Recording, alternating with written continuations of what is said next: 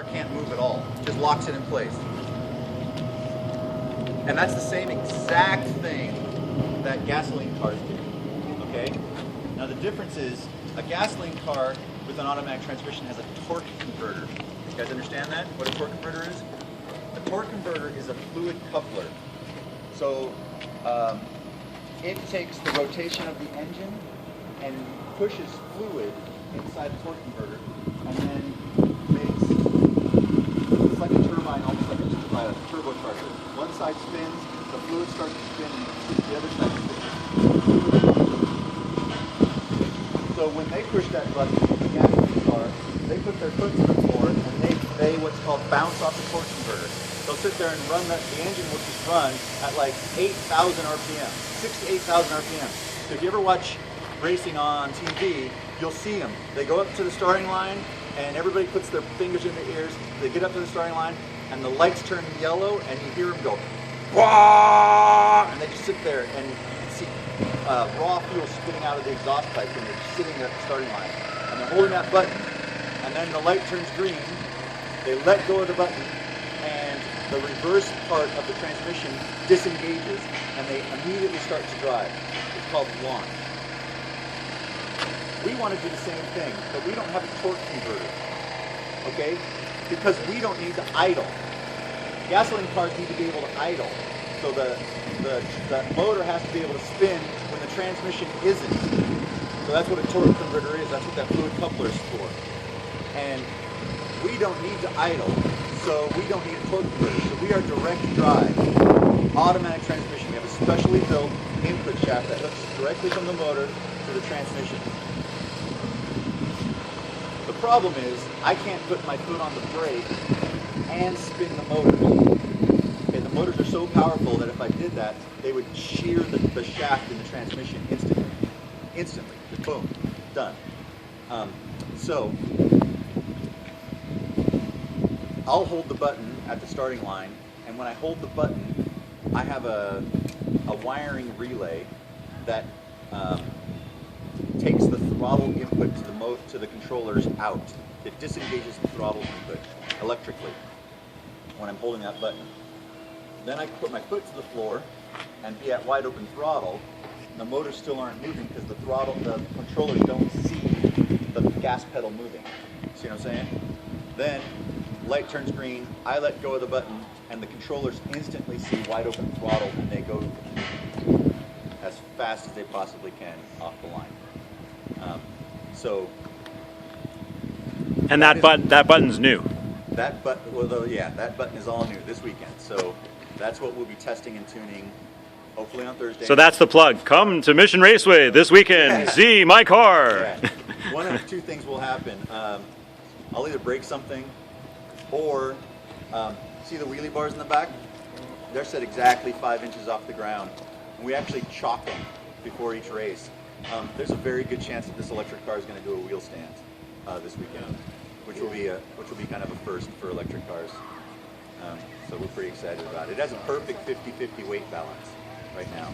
So 50% of the weight's in the front of the car, 50% of the weight is in the rear. The idea is that when the hood is on this car, everything you see inside the car is NHRA certified actual race car stuff. When we went to the high school drags 3 weeks ago, we got teched, okay, tech inspection, where they look the car over, they check out the chassis certification, they look at my helmet and my suit and all the interior parts, and they decide whether the car is safe enough to run, okay? The hood was on, right? But I drove right up to the guy that was standing at the side of the track, turned the car off, got out. He looked at our straps and our seat belts and our chassis tag, looked at my uniform, my race suit that I wear, and he goes, "Oh, that race suit is not good enough. You have a, I don't remember what it was, you have an A3, you need a C4 because this car is too fast for the race suit that you have." And I looked at him and I said, "Well, what's the spec for electric?" Anyway, this is an electric car. This is an NHRA tech inspector. Looked at this car for about 5 minutes and didn't realize it was electric. And that was the best part of the whole weekend for me, actually, because that's what I want. I want people, racers, to see car, we just go, oh, we're just going to race another, you know, it's not quite a pro stock car, but you know, we're just going to race another car. And for a tech inspector not to realize it was electric right away was super cool. Yeah. So Well, there aren't many around, so. there are many around. And once I said electric, there's a few expletives that he threw out, and then he said, really? I said, yep. Just give me the form, I'll sign it. And he didn't care at that point. We didn't even take the hood off, to be honest with you.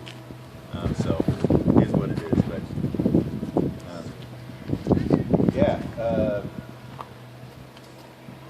every part on this car, barring the motor battery controller system, is full NHRA certified stuff. Anybody want to sit in it? So where they at? Let's ask questions. Let's walk around. Check out the whole thing from top to bottom. Something I just noticed. This looks like a 12-volt battery in the back. That is a 16 volts. Oh, I apologize. Yeah. 12-volt nominal. That's what we call them. 12-volt battery. battery. 16 nominal, 18 charged. Okay. I thought I had them. Race cars actually use 16 volt systems. Oh. It takes the amperage down on the loads, like the motors and stuff that we use for the water pump and the transmission pump. This, though, is a set of headway cells that we had for our electric bikes we built a while back, and they're 5 series 6 parallel 10 amp hour cells. And we could run this car with everything on for about 30 minutes. Just say how many parallel? 6 parallels. Right. So okay. So that's like a 50 amp hour. Yeah. 60 amp hour battery. Yeah. And that'll run for a half hour. It'll run the car for. Oh wow. So you're drawing enough. Quite a bit. Yeah. Oh, okay. But it went from, if you wanted to buy, they do actually make lithium batteries in the 16 volt for race cars now. Really common. But the amp hour wouldn't be as high. It's actually higher because they have to crank the motors.